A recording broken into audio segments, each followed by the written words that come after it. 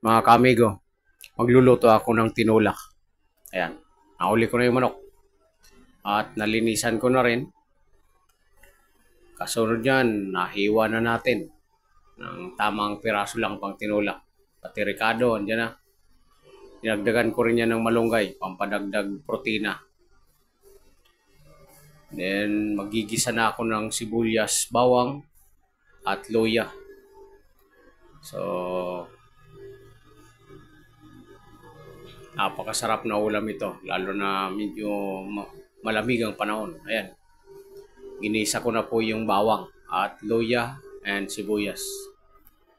Katapos yan, kapag brownish na yung bawang, lalagay na natin yung manok.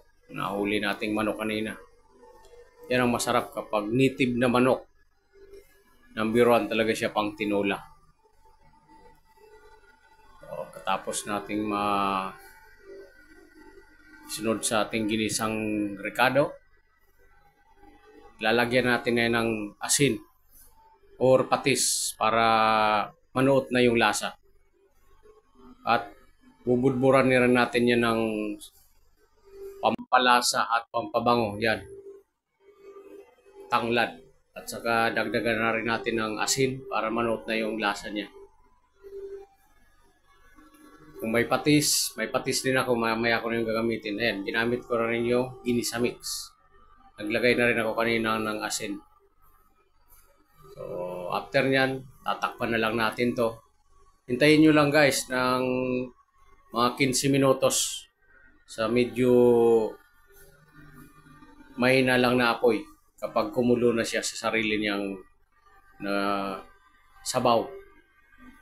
Napakabilis lumambot ng manok. Lalo na bata pa yung manok na nahuli ko. Napakalambot pa. So ayan na, kumukulo na. At natimplahan na natin yan. Hintayin na lang natin maluto yung malunggay at yung papaya. So yan, napakasarap na ulam. Ngayong medyo malamig ang panahon.